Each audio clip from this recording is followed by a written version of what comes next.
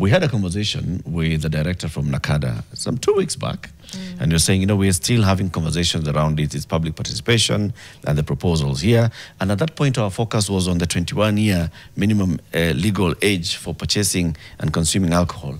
And you also talked about their various other areas. We didn't see the online sales. The online sales and all. Now the policy was adopted by the cabinet. It was launched yesterday, and hey, everybody is up in arms. We've asked one of the everybody's to come and join us today, the National Chairman of the Pubs, Entertainment and Restaurants Association of Kenya, PERAC, Michael Kiragu Muthami. Michael, good morning. Good morning. Karibu sana. Santi. We're going to have an interesting conversation, and this is where we say shika mic. But before we give you the mic, good girl Jano, we call her Jano Makuts. She's going to give you the day's quote. And let's see whether it makes sense to you today as much as it was when it was said many years ago. Many years ago, in 1962, on July 31st. Wow. And it was said at the first Pan-African Women's Organization. And because it was such a pioneer moment, one of the participants said, "We are not asking for a seat at the table. We are building our own and inviting the continent." That was Bibi Titi Mohammed in Dar es Salaam. We're not asking for a seat at the table. We're building our own and inviting the continent. You can reflect on that. That's quite poignant, to be honest. Although these days it doesn't seem to, we're getting things after they have happened. We are becoming more reactive than anything. So I think the spirit of collaboration, which is where we were headed to, I think, for a lot of things, especially in government with the thinking of public participation and such things. We are finding the bed already made. We are not helping each other make this bed. So we are finding ourselves out of step with everything. So that's why you find furor and everything, whereby we are now, all the time it's about what has happened. How come we were not called? What is this? While I think for majority of things, we are heading in the wrong direction, I think. Wow. I like that insight, which it was so much more collaborative then. Now, like he said, unapata tu meza. You're like, oh, I thought we were building this thing. I thought we were going to have a conversation. I thought we were going to have a conversation first, which is literally what we're about to go into. Yes. Where kaa tu hapo. Meza ikisha. Nitaona kanta kuita. It's not even guaranteed. What? Nitaona kama nitakuita. Nitaona kanta kuita. Wanasemanga, if you're not at the table, you're on the menu. Yep. So, Michael, yesterday, the National Authority for the Campaign Against Alcohol and Drug Abuse, with the Cabinet Secretary for Interior, unveiled the National Policy for the Prevention, Management and Control of Alcohol, Drugs and Substance Abuse Policy 2025. Yes. Yours, PERAC, is among those trade organizations that are not happy with many provisions of this, as we understand it from your statements. Yes. And you said, I'd like to be given the mic so that I can come and raise these concerns, right? Yes. So, Mike, shika mic.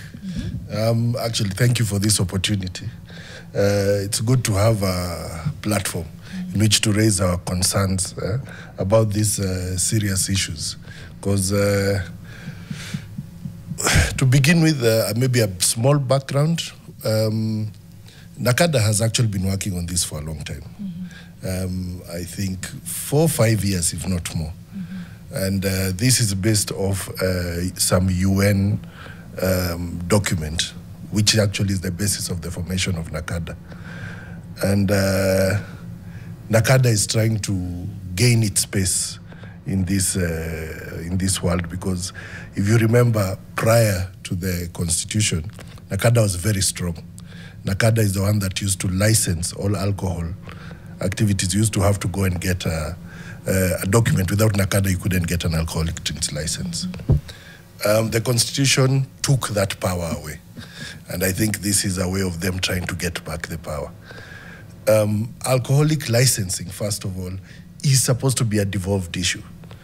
For the issues of alcohol sales in Mombasa won't be the same as Garissa, won't be the same as Wajir, won't be the same as Kiambu. So there was a real mindset behind devolving this, but the national government seems hell-bent on taking back this power. I know there's a lot of money in it for them, because now this money was going to the counties. There's been a couple of instances of the national government trying to get back even a percentage of this or back to their coffers. But I would reach out to the Council of Governors and tell them to take their power. Reach out to do what you need to do, because these rules, which have got a huge bias, because even when they were coming up with this policy, they were reaching out to religious leaders. If you actually look in, there's something that was not in this document, which is part of their other documents, which is even when they are trying to make at a sub-county level, the committee that will look into licensing any facility that's selling alcohol, we are not on those committees in their proposals. Instead, they have put 2 religious leaders. And it was very interesting. How are those people going to give a license? Basically, it's banning from the back. Yes, so I think we are running legal businesses, and this is a secular country, and I think we have many regulations. To open an establishment, we are at now something crazy like 39 licenses. Aren't we already over-regulated? Okay. Mike. Yes. Thank you for taking the mic and for expressing yourself. This is a policy. Yes. Right? And in fact, out of yesterday's furore everywhere, NACADA even released a statement and said, guys, it's a policy. It's not an act of parliament. It is not rules that are enforceable. It is a policy that just gives us, the direction in which to take. Then now it's about the counties and others to then domesticate this policy and come up with laws. I think we've seen this before. It starts with put controversial law or a policy or something, see how people react, claim it was misunderstood by media, release a statement, retract some of the most radical parts of the red herrings, then sneak everything in slowly. We have gone through this many times before. We know the script and we can see it coming. So you're trying to get ahead of it? Yes. Okay. So which do you think are the ones, the ones that are trying to be snuck in? So that as we're all like, 21, what are they actually after in your view? For NACADA, it is licensing. I think that's their huge ask, because one, it will increase. They'll have now direct access to the money paid. So the most important thing for them is the ones to be in charge of licensing across the country on alcohol. Which part of the policy here touches on licensing? They actually want the national government to be the one licensing alcohol, to be taken away from the counties. Is it because, is part of it trying to fight unregulated bars? If the argument is, because we're looking at both sides of the coin, part of it is they're saying there's unregulated bars everywhere, there's unlicensed people, and we're trying to tighten that. How would you then argue? We already have regulations for that. But still the issue is not laws or policy or regulations. We have plenty. In fact, we are over-regulated as it is. The issue is that they are not actually, they're the ones who are not using the current laws as they are. To regulate. They don't have the manpower, they don't have, so more laws won't change anything. It just gives the people who are in that regulatory framework space to eat, let's be honest. Okay, Yes. so the existence of unregulated bars everywhere, to your point, is there's already laws that can address that. We don't need to add others, we just need to make sure that we clamp down on them. Yes, even as simple as looking at this country, we are at 60% almost illicit. It's not due to lack of laws. We have all the laws to stop it. It's just that the implementation is the issue. Yes. So putting in new laws, stopping people, putting the age to 21, it's not going to change. What you're actually doing now, you're criminalizing people between 18 and 21 from drinking. So that is just now drugs going around collecting young people. It's not just another reason. The sales, kila mtu toa elfu moja moja. That's all we are doing. It's policing. Yes. But Mike, do you think we have an alcohol problem in Kenya? From a consumption side. And also from a supply side? As I said, the 60%, I think, illicit answers that. What does question. illicit mean? Illicit is divided into different things. It is, first of all, the alcohol made without a license. So you go down to the changas, the whatevers, then you have the alcohol that is not paid any tax on. Then you have the counterfeit alcohol. Contraband kind of alcohol. It all comes together to make. That is how we define illicit in this country. And you're saying that, from studies, 60% of alcohol being consumed in this country is illicit. Yes, by volume. Falls in those categories, by volume. Yes. Higher. By consumption, do we have a problem of alcohol? Do we have many people who are drinking alcohol beyond the healthy limits? Do we have many people who are starting to drink alcohol too early and that it impacts them in their life in future? I would say, like any other regulated drug, there is an issue. There will always be an issue. Alcohol abuse is an issue, I think, across the world. It is not a Kenyan issue. I wouldn't like to say that Kenyans are drunkards or Kenyans have an issue with alcohol. We have a section of the society that has a problem with alcohol. I think that relates to many people with anything. Same way, there are too many. You can say Kenya has a tea problem or a coffee problem. I do take into account that we have a section of society that overindulges, or it actually causes problems in their lives, whereby people are unable to function. That is true. Do you think that if then we connect this, that we have several facilitative ways or agencies in which it's easier for young people to get access to alcohol, and mostly illicit, where it's also easier for people to actually get access to alcohol and consume it uncontrollably? Do you think we have those issues where it's easy, very easy for a young person to actually get access and consume alcohol, where it's very easy for people to get access and consume alcohol, particularly the illicit, 60%? It means that it's operating chini ya maji, it's in these non-licensed establishments and so on and so forth. That then it is an issue that needs to be controlled. I think the definition of young person there is very important, because if we are talking about under 18s, yes, it is illegal for under 18s to drink. We are, us in the regulated sector, are very tough about this. We card people, we check them. We are not letting under 18s do anything. For example, in the supermarket, one of the most regulated places to sell alcohol is in Kenyan supermarkets. It's set off to the side. It is blocked off. There is no way anybody walking in can just walk in and buy alcohol, a young person or anything. So the hours are is completely set. So for you, someone turn around and close it saying this is causing issues, that is a blatant lie. It's a fallacy. Okay. Yes. I want to go through the proposals, because you said, you know what, we're already a regulated sector. A lot of what has come through, and we talk about the illicit alcohol, the counterfeit alcohol, underage drinking, all seems to be operating outside the law. But let's hear from someone who operates in the industry, some of the proposals that are there and how they're already like taken care of by existing laws, in your opinion.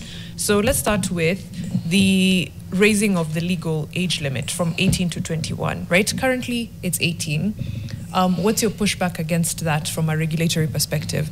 The NACADA deputy director said, you know what, we want people to start drinking later for their health, right? He said that full maturity of the frontal lobe starts later, so start drinking later as well, because alcohol does have health effects long-term, and the longer you drink, of course, the longer the effects. What's your pushback? My pushback is I'm 18 years. I'm now a taxpayer. I can be sent to the frontier, northern, to be shot in the head. Wow. Are you refusing me to have a drink? Seriously. people really need to stop babying people, yeah?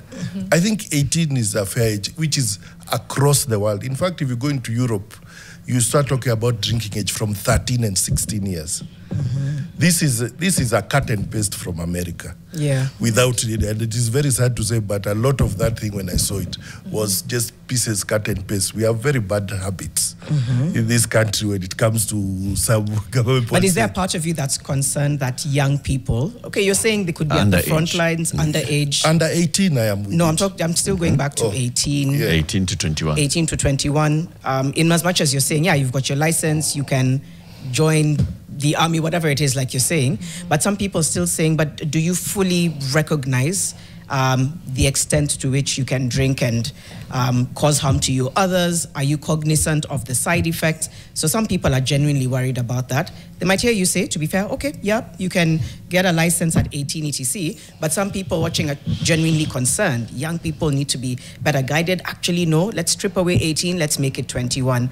Over and above the fact that we're saying we're infantilizing or babying them, if you're thinking of a person who's genuinely concerned, at the back of your mind, is there a part of you that's like, yeah, okay, maybe this is the extent to which we should raise the drinking age? Or you're just like, no? I'm like, no, from the beginning. And I'll say this. If you actually look at the policy, it was not just stopping them from drinking. It's stopping them from coming into contact with alcohol. That means I cannot employ in any establishment that sells alcohol someone under 21. They cannot work in EABL. If there is somewhere being sold anything. So if there was alcohol in that supermarket, that person can't work there, according to this policy. Which I'm saying, that's why I'm saying these people didn't sit around the table. This is a cut and paste from somewhere, ChatGTP or something. Okay, you were looking at some of the others. GPT. All right. So there's also, okay, but maybe we'll get back to it. The pushback on from the health factor, because they'll say, you know what, start drinking later, better for your health long term. And I think that is a fair argument. The question is, will a move from 18 to 21 ensure that people drink later in life, or will it just move them to drinking illicit, drinking counterfeit, drinking chinyamaji? But let's go into the ban of alcohol sales in restaurants, cafes, petrol stations, supermarkets, and public parks, public beaches, sports facilities, etc. I know near schools is already our regulation, not supposed to be, so that one is already there. But let's talk about now banning sales in restaurants, cafes, petrol stations, supermarkets. So as I'm having my meal at my local Indian or something, I can't have a glass of wine. No. Again, who made these people our mothers and fathers? Please, let us live our lives. This is a secular nation. We really don't want that sort of oversight and overreach by government institutions. Let us, there's no one who's forcing, if you don't drink, for you not to go to that restaurant. We have plenty of restaurants that don't serve alcohol. Those that are licensed to do legally, they pay their taxes, they do a lot. Let them be. Okay. Yes. Is there, from an economic perspective, for pubs, restaurants, yes, all of entertainment joints, all these places, what would be the impact of not selling alcohol? I know from anecdotal evidence that restaurants make their biggest margins on drinks. That's not just alcoholic beverages, water, sodas, juices, mocktails, and now, I think for now, alcohol, that's when the margin even gets bigger. So then what would be the economic impact of this? Have you done any research into this? Yes, I can give you a few ripple effects. Over 1.3 million direct and indirect jobs. Farmers, 1.3 million direct and indirect jobs. Lost. Farmers growing barley, sorghum, grapes, sugarcane, distributors, retailers, restaurant staff, corporate employees in the alcohol value chain will be immediately impacted. How? You're not selling the product anymore. The restaurants that were selling with alcohol, people not going there anymore. Not really in the way they used to do. What informed this research, or where is it from? We have got we have got what is it called? A consultant who did this for us, a quick nini from yesterday. So he did some desktop research and did tax revenue already. That's why even another thing, I'm sure Treasury was not in this.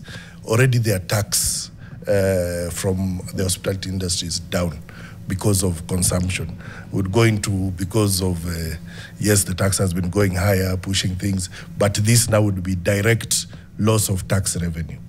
The alcohol industry contributes billions annually to government coffers, excise duty, VAT, corporate taxes. This sudden collapse, obviously, deepen budget deficit and undermine economic stability in our country. You know, what I'm hearing from the industry, I heard it when the Tobacco Control Act was being introduced. And even when the Mututho Act was also being introduced. When the Mututho Act was being introduced and there was now restriction on the time that the bars should open from throughout the day to start opening at 5 p.m. and close at 11. It's the same thing that you were saying. Now, you know, you're going now to have job losses, you're going to have farmers, you're going to have all these things. Did it happen? Like, do we have a study that tells us, as a result of the Mututho laws, this is what happened to the industry. There was a reduction in consumption of alcohol, and this had a negative effect on this and the other. But let's take a quick break. Before we take a break, let's hear from this caller, and then we'll take a break and respond to him after this. Martin, good morning. Good morning. How are you? Fine, thank you. And thank you for calling in, Martin. Yeah. What's your question? question? Yes, I'm Martin Amai. I'm calling from Oma Bay. Go ahead. Yes, what I'm saying, at 21 years, it's an adult. And these things that they are doing without public participation, you know, in the law, we have what we call public participation. They can think of what they want, but they bring it to wananchi for referendum or public participation, so that Kenyans decide on what type of role how they are going to be ruled. People cannot just say at 21 years it's just 18 years. At 21 years is being employed in the police, in the military, or is in university. So what you are trying to say is that if you meet at 21 years in the bar, that is somebody who should be in the jail. So all these things, what I'm trying to say in summary is that we need to give policies, but all these policies should go to public participation. Thank you. Thank you, Martin. I'm so happy with you people, but that is my comment. Aye. Asante sana, Martin. Yes. We'll go on a short you. break, but we'll be right back and he'll speak to the public participation for the policy itself, because again, we did have the deputy director here, and that's one of the things he said. This will undergo extensive public participation, but we'll be right back after this. Hashtag is Fixing the Nation and TV. Some comments on YouTube. Ian Muli, government suffers from chronic hovering mom syndrome. Hovering mom. If Kenya has a drinking problem, let the government address the issues leading people to drink excessively. Perspective, by the way, because again, there's deeper issues. Ronnie Mokua says something similar. The more you make it harder to get something, the sweeter it becomes. Paul Minor says, the more stringent laws you create to curb alcoholism, the more counterfeit and illegal drinks people will take. The current laws are more than enough. Just enforce them. And then he says, overindulgence is personal. Like you and Yenu. Yeah, Patrick Muya, there's a supermarket which is one of the most successful things that came out of the Mututho laws. Separate section, access to minors was well controlled, selling hours observed. That's according to Basic Solutions. And then the Kikombe finally, if you're going to raise the age of booze, then raise the age of consumption, raise the age of voting, the age of enrolling into the army, the age of getting a KRA pin, age of smoking, and age to own. Where? Okay. It kind of speaks to what Michael was saying. It's odd to be allowed, you know, to join, yes, the police service, the army. But you're pushing back on drinking. You have your driver's license, to vote, to do all these things that are also incredibly big responsibilities. Yes, and then now this is where the pushback is. I know we're coming back into the conversation, but it also reminds me of how we tackle sex education. Because the more knowledge you have, you'll make better decisions. So if there's actually education on alcohol, you know, what happens if you drink excessively, what are the side effects, why does it work if you drink responsibly? But we always do default setting of fear, you know, impose I know that I became a teetotaler because I had information. You know what I mean? I'm like, I had the information. So I said, okay, for this season in my life, this is the reason I won't. And then when I do decide to go back, this is why. Informed decision. Yes. Yeah. As opposed to someone comes and tells you, Janet, you have to be a teetotaler. It's like, I'd be like, no. Automatic. This is what we are as a society. Because of the way policing was being done, pre-independence, into independence, we're just policing. So everything is you come up with a law and you trick people into breaking that law so that you punish them. And we look for a way in which we punish you. Just think about even how we talked about this before, how you set exams. You're setting an exam for someone to fail. As in, you just want... That's so sadistic. Yeah. Namtaona. Maybe my exam. You know, That's my how class we has a pass mark of maybe, no, we have like about maybe 20% passing. And someone is happy saying that. I'm like, yes. That's a red flag. That's how we are. And that's why even as in big tech, just briefly going back to the conversation that we were having yesterday about, you know, child sex abuse, the sex laws, the FGM laws, and also we have the law. Yes, it criminalizes, but then we move towards the punishment side, not on how we prevent, how we then work towards, okay, so how do you actually address the root causes? How do you encourage so that we reduce the incidences that need to be punished? It's like we're just creating that thing for punishment. We want to see punishment as the way to go. Sos Karanja says, more barriers to business and taking purchasing power. This is not about drugs now. Following. Continue. Okay, we continue. Yesterday, the Interior Cabinet Secretary Kipchumba Murkomen launched the National Policy for the Prevention, Management and Control of Alcohol, Drugs and Substance Abuse in Nairobi. And that's what we're discussing today with one of the leaders of the associations that are involved in this trade, the Pubs, Entertainment, Joints and Restaurants Association of Kenya. Let's first hear from the Cabinet Secretary for the Interior, Kipchumba Murkomen. And then there was an immediate reaction from the MP for Arieda, Otiende Amolo, and what he said about some of these proposals. Drugs and substance abuse and illicit trafficking fuel crime, compromise public health, undermine the potential of our youth, destabilize families, and erode the very fabric of our communities.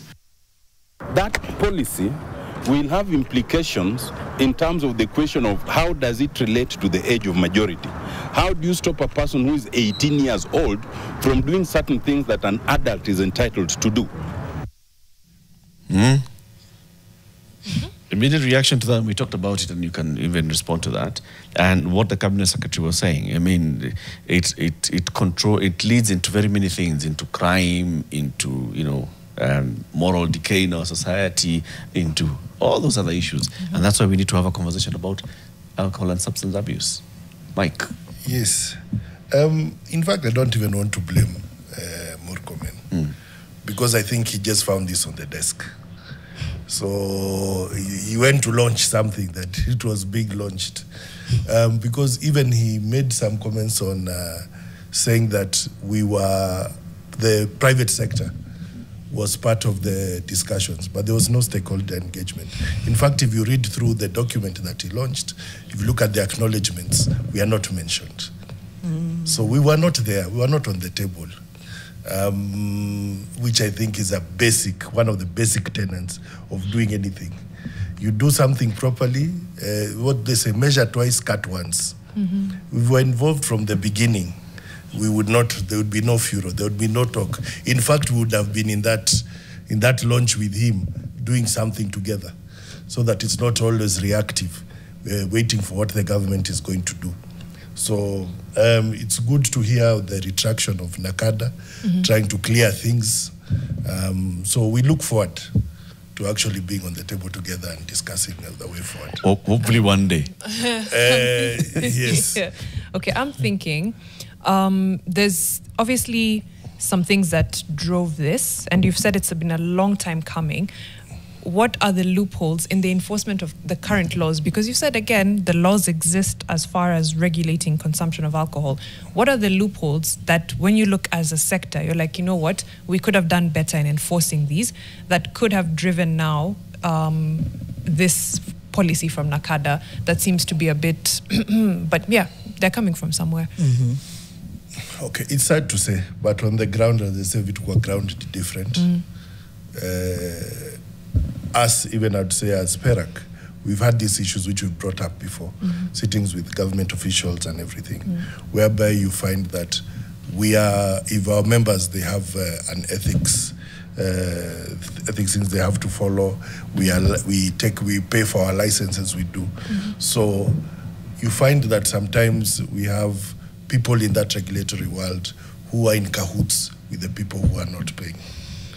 So you find me, I'm here, I've paid my 30-odd licenses, I'm ready to I'm over-regulated, my margins are very thin now because I've paid everybody. Then you have someone who's just opening there. At 5 they open, they sell the alcohol, you don't know where it came from. And as long as they pay someone off kitu kidogo, they are running as if we are all in the same business, which we are not. They are doing illegal things. So if there is more of an emphasis of implementing the rules that we have, in fact, in conjunction with the people who are actually in the business, stakeholders like us, and we say this all came to something which during COVID we were happy. Even we got it on the presidential roundtable, and then the President Uhuru said that pushing for us towards self-regulation, and that self-regulation can only be there when we are supported by these institutions. So I think that is a very important thing, whereby everyone should be in some sort. If something happened, for example, with the matatus, if you notice when matatus were put in circles, things became at least a bit better. So the rogue matatus, I won't say they finished, but they are it's very marginal. Easy to spot, easy to what. So simple implementation of the current rules in conjunction with stakeholders like us who have taken time out to pay all their licenses and be good members of this society, we would solve half the problems that they are trying to over-police. It would go a long way. Yes. Let's talk about now from the other side, what government could have been doing so that we don't have some of these issues crop up. For example, if there is a pub 200 meters from a school and it has a license on the wall, that's a problem. But let's hear in from Caxton in Butere. Good morning, Caxton. I know you have a question. How many comments? Morning to you. Good to hear from you. Yeah, thank you. Mimi ninasema hivi, sijui either our leaders have a problem because they just want to criminalize everything. Like now, when they talk of rising the drinking age, and how about the seniors that you see them being chased for drinking the local drink? I mean, I actually do not understand, or maybe they've not done enough research. What these people who run the bar, I think if they counted, if they were to be counted, I think they are the most employers. Bar and restaurants actually employ. I think it is the highest. If even regulating about drinking time, I mean, so many people lost jobs. Caxton, in Butere, just a quick question. Yes. Do you see an issue? Do you have a problem in Butere with minors drinking? So people under the age of 18 drinking, that's number one. And two, just having young people who are struggling with alcohol addiction. Is that a problem in Butere that you see? No. Okay. No, not at all. In fact, I don't think if we are better off than these other East African countries who've now legalized planting and growing of cannabis sativa. And have you ever heard anywhere that people go smoking? I mean, it is just. I mean, your one's character. All right. It's one's character. It's one's character. Thank you, Caxton. I mean, this is Welcome. what's crazy is now as we have these conversations, like we're not having a conversation around legalization. Like when other countries are moving towards that, Uganda is growing medical marijuana for export, making good money out of it. But then we're doing this as opposed to trying to figure out where else we can be making medical, like in the sea. Yes, medical. It's a step in the right direction. Three little birds. Yeah.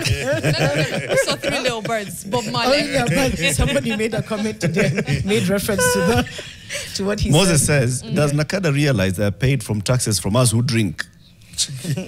Soon they'll say that I can't sit in my house unless my children are 300 meters away. Chronic hovering. It's just pushing it. It's all pushing the way. I'm just curious.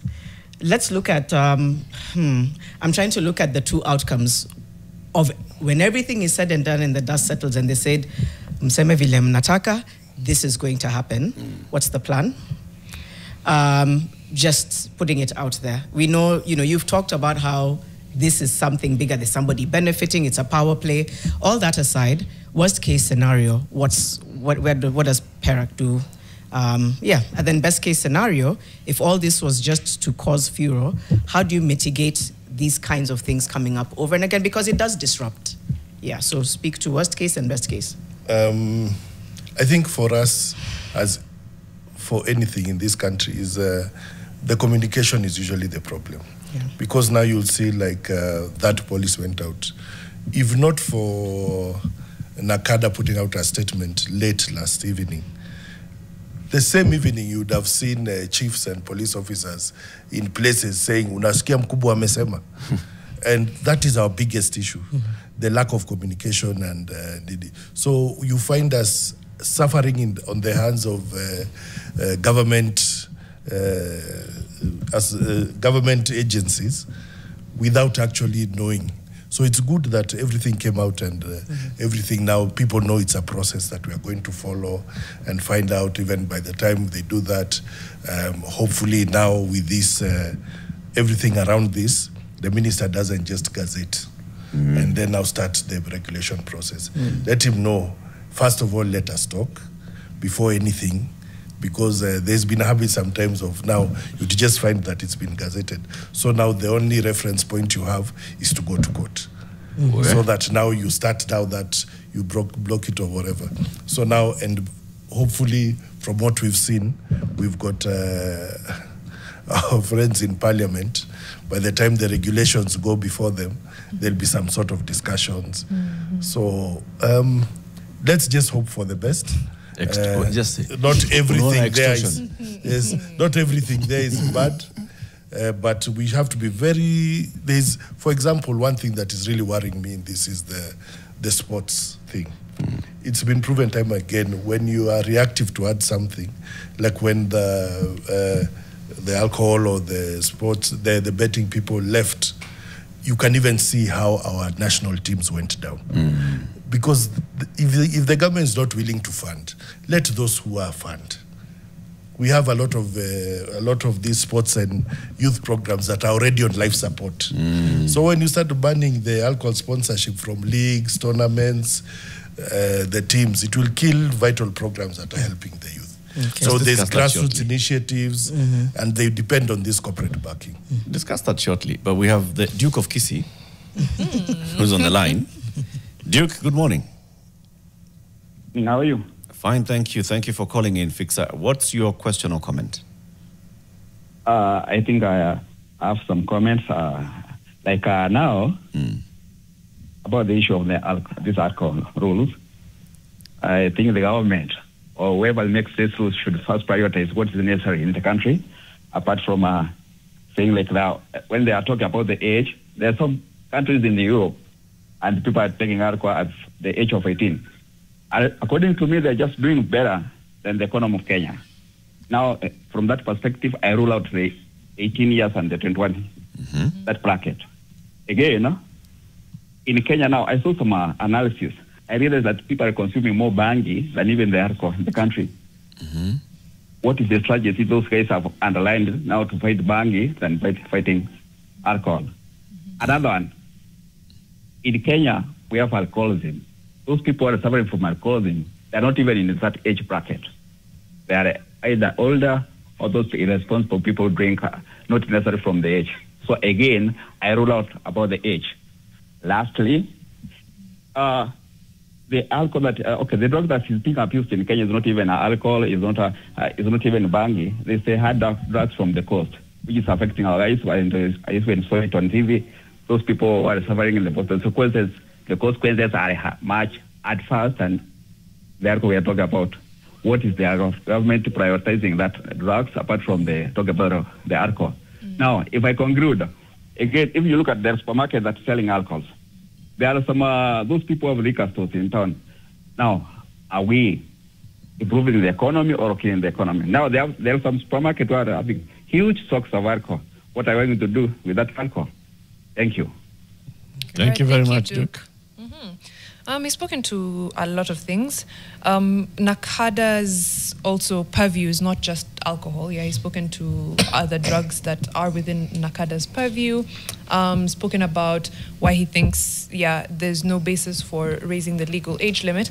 But I think also what I've picked up is that it seems the intention, or what should be the intention for the policy versus what the policy looks like right now, seem to be very different things. If the intention is indeed to deal with alcohol and drug abuse, which is a big problem in this country, we cannot lie, then the ways to do it don't seem to be what is being proposed here. That's the disconnect that I'm seeing. But I think it's good, like, for all parties to be honest about what they're doing and why they're doing it.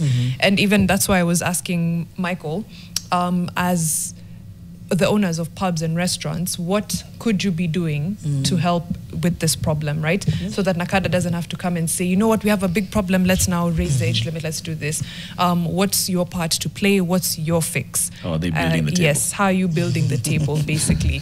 That would be mine. And then NACADA now can also answer, because if you're saying we have a drug and alcohol problem, we have a problem with underage drinking, then now we can question them and ask as well, these things that you're doing, how do they help the situation? But your thoughts, Michael? I think as the regulated sector, more or less, we are the low-hanging fruit because they can see us. So they tend to attack us who we are supposed to be working together with them. So we are part of the solution, not part of the problem. So we are already, of the regulations that are there now, making sure that the drinking age that's there, under 18s don't drink in our bars, all these things, we are actually implementing. If they look at us as the people who are part of the implementation, they would find we would go very far. So the issue right now is not to look at us as the enemy, look at us as the people who will work with them. Yes. But Mike, that is you saying they are at the table and they should invite you to the table. If we just look at Jano's quote today, is it possible for all you in this industry, PERAC, RITRAC, ABBA, Balita, to come together as a consortium of the people in the sector? Is it ABBA and Lizwani band? Sorry. Is not ABBA. I would actually just quickly tell you, we already have. So, yes. Do you have your own proposals that you have and said, this is what we propose to address the issue of alcohol and substance abuse, and this is what the sector is actually already doing?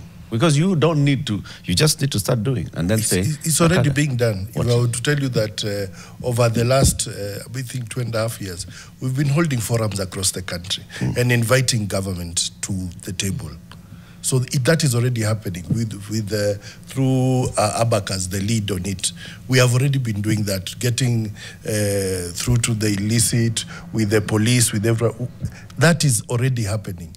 So sometimes we feel like we are talking one thing, then they do another, because we are already trying as much as we can to do. But we have to remember they're the ones with the regulatory power.